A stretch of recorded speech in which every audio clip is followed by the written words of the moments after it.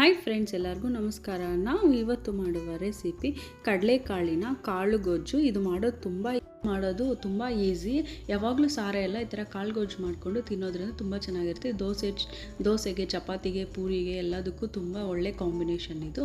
ಹೇಗೆ ಮಾಡೋದು ಅಂತ ನೀವು ವಿಡಿಯೋ ಕೊನೆಯವರೆಗೂ ನೋಡಿ. ನೀವು ಆದರೂ ನಮ್ಮ ವಿಡಿಯೋ ಮೊದಲನೇ ಸಲ ನೋಡ್ತಿದ್ರೆ ನಮ್ಮ ವಿಡಿಯೋನ ತಪ್ಪದೇ ಲೈಕ್ ಮಾಡಿ ಮತ್ತು ಸಬ್ಸ್ಕ್ರೈಬ್ ಮಾಡ್ಕೊಳ್ಳಿ. ನೋಡಿ, ಇಲ್ಲಿ ಕಡಲೆಕಾಳನ್ನು ನಾನು ತೊಗೊಂಡಿದ್ದೀನಿ. ಇದು ನಾನು ರಾತ್ರಿ 8 hours ನೆನೆಸಿಟ್ಕೊಂಡಿದ್ದೀನಿ. ಒಂದು 100 grams ತೊಗೊಂಡಿಟ್ಕೊಂಡಿದ್ದೀನಿ. ಇದು 8 hours ಕಂಪಲ್ಸರಿ ನೆನೆಸ್ಕೊಳ್ಳೇಬೇಕು. ಇದು ನೆನೆಯೋದ್ರಿಂದ ತುಂಬ ಚೆನ್ನಾಗಿರುತ್ತೆ. ಇದು ವಾರಕ್ಕೆ 1-2 ಸರಿ ತೊಗೊಳೋದ್ರಿಂದ ನಮ್ಮ ದೇಹಕ್ಕೆ ತುಂಬ ಶಕ್ತಿಯನ್ನು ಕೊಡುತ್ತೆ. ಸೊ ವಾರಕ್ಕೆ ಅಟ್ಲೀಸ್ಟ್ 1 ಸರಿ ಆದರೂ ಇದನ್ನು ಮಾಡೋಕ್ಕೆ ಟ್ರೈ ಮಾಡಿ.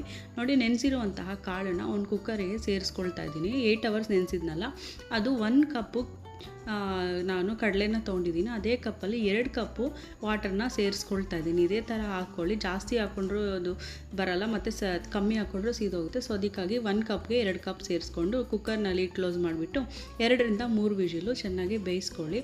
ಇವಾಗ ಕಾಳು ಗೊಜ್ಜಿಗೆ ಮಸಾಲವನ್ನು ಪ್ರಿಪೇರ್ ಮಾಡ್ಕೋಬೇಕು. ಅದಕ್ಕಾಗಿ ಒಂದು ಬಾಣಲಿ ಇಟ್ಕೊಂಡು ಒಂದು 2-3 ಟೇಬಲ್ ಸ್ಪೂನು ಎಣ್ಣೆನ ಸೇರಿಸ್ಕೊಳ್ಳಿ.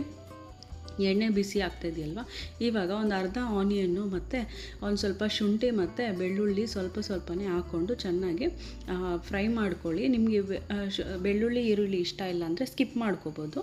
ನಿಮಗೆ ಚೆನ್ನಾಗಿ ಇದನ್ನು ಹಾಕ್ಕೊಂಡ್ರೆ ಒಳ್ಳೆ ಫ್ಲೇವರ್ ಬರುತ್ತೆ. ಒಂದು ಸ್ವಲ್ಪ ಚಕ್ಕೆ ಮತ್ತು ಲವಂಗ ಎಲ್ಲನೂ ಸೇರಿಸ್ಕೊಂಡು ಎಲ್ಲ ಒಂದು ಸರಿ ಚೆನ್ನಾಗಿ ಕಲಿಸ್ಕೊಳ್ಳಿ. ಒಂದು ಟೊಮೊಟೊ ಸೇರಿಸ್ಕೊಳ್ತಾ ಇದ್ದೀನಿ. ಟೊಮೊಟೊ ಫುಲ್ ಸಾಫ್ಟ್ ಆಗಬೇಕು. ಲೋ ಫ್ಲೇಮಲ್ಲಿ ಇಟ್ಕೊಂಡು ಎಲ್ಲನೂ ಚೆನ್ನಾಗಿ ಕಲಿಸ್ಕೊಳ್ಳಿ. ಒಂದು ಅರ್ಧ ಟೀ ಸ್ಪೂನು ಗಸಗಸೆನ ಸೇರಿಸ್ಕೊಳ್ತಾ ಇದ್ದೀವಿ. ಗಸಗಸೆ ಹಾಕೋದ್ರೂ ಒಳ್ಳೆ ಫ್ಲೇವರ್ ಕೊಡುತ್ತೆ.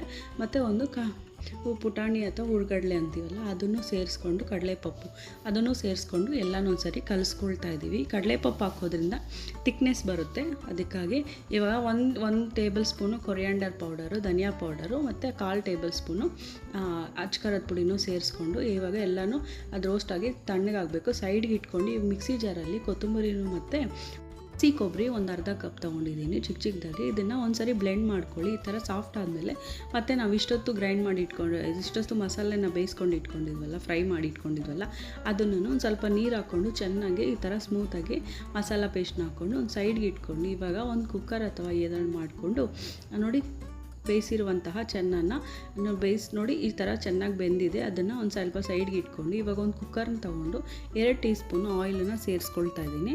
ಮತ್ತು ಒಂದು ಸ್ವಲ್ಪ ಕರಿಬೇವು ಮತ್ತು ಜೀರಿಗೆ ಎಲ್ಲ ಸೇರಿಸ್ಕೊಂಡು ಇವಾಗ ಒಂದು ಆನಿಯನನ್ನು ಸೇರಿಸ್ಕೊಳ್ತಾ ಇದ್ದೀನಿ. ಆಲೂಗಡ್ಡೆ ನಾನು ಇಲ್ಲಿ ಇವಾಗ ಹಾಕ್ತಾಯಿದ್ದೀನಿ. ನಿಮ್ಗೆ ಬೇಕಂದರೆ ಕುಕ್ಕರ್ಗೇನೂ ಸೇರಿಸ್ಕೋಬೋದು. ಆನಿಯನ್ ಮತ್ತು ಪೊಟ್ಯಾಟೋನ ಹಾಕ್ಕೊಂಡಿದ್ದೀನಲ್ಲ, ಆಲೂಗಡ್ಡೆನ ಇವಾಗ ನಾವು ಇಷ್ಟೊತ್ತು ಬ್ಲೆಂಡ್ ಮಾಡಿ ಇಟ್ಕೊಂಡಿದ್ವಲ್ಲ ಕಾಳು ಗೊಜ್ಜು ಮಸಾಲ, ಅದನ್ನು ಇದಕ್ಕೆ ಸೇರಿಸ್ಕೊಂಡು ಮತ್ತು ನಾವು ಇಷ್ಟೊತ್ತು ಬೇಯಿಸ್ಕೊಂಡಿದ್ವಲ್ಲ ಕಾಳು, ಅದನ್ನು ಇದಕ್ಕೆ ಸೇರಿಸ್ಕೊಂಡು ಒಂದು ಸ್ವಲ್ಪ ಎಲ್ಲನೂ ಚೆನ್ನಾಗಿ ಕಲಿಸ್ಕೊಳ್ಳಿ. ವಾಟರ್ನ ನೋಡ್ಕೊಂಡು ಅಡ್ಜಸ್ಟ್ ಮಾಡ್ಕೊಳ್ಳಿ ನೀರನ್ನ. ಯಾಕಂದರೆ ನಾವು ಗೊಜ್ಜು ಥರ ಮಾಡ್ಕೊಳ್ತಾ ಇದೀವಲ್ಲ, ಅದಕ್ಕಾಗಿ ನೀವು ಸ್ವಲ್ಪ ಕಮ್ಮಿ ಹಾಕ್ಕೊಂಡ್ರೆ ಬೆಟರು. ಯಾಕಂದ್ರೆ ಜಾಸ್ತಿ ಹಾಕ್ಬಿಟ್ರೆ ಒಳ್ಳೆ ತಿಳಿ ಸಾರು ಥರ ಆಗಿಬಿಡುತ್ತೆ.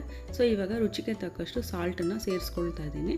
ಇವಾಗ ಎಲ್ಲನೂ ಒಂದು ಸರಿ ಚೆನ್ನಾಗಿ ಕಲಿಸ್ಕೊಳ್ಳಿ. ಇದಕ್ಕೆ ಈ ಟೈಮಲ್ಲೇ ನೋಡ್ಕೊಳ್ಳಿ ಉಪ್ಪು ಖಾರ ಎಲ್ಲನೂ. ಒಂದು 5-7 ನಿಮಿಷ ಬೇಯಿಸ್ಕೊಂಡು ಸ್ಟವ್ ಆಫ್ ಮಾಡ್ಕೊಂಡ್ಬಿಟ್ರೆ ಕಾಳು ಗೊಜ್ಜು ರೆಡಿ ಆಗೋಯ್ತು. ಸೊ ನಿಮ್ಗೆ ಏನಾದರೂ ಈ ಕಾಳು ಗೊಜ್ಜು ಕಾಳು ಗೊಜ್ಜು ಇಷ್ಟ ಆಯಿತು ಅಂದರೆ ನಮ್ಮ ವಿಡಿಯೋನ ಲೈಕ್ ಮಾಡಿ, ಶೇರ್ ಮಾಡಿ, ಕಮೆಂಟ್ ಮಾಡಿ, ಸಬ್ಸ್ಕ್ರೈಬ್ ಮಾಡೋದು ಮಾತ್ರ ಮರಿಬೇಡಿ. Thanks for watching.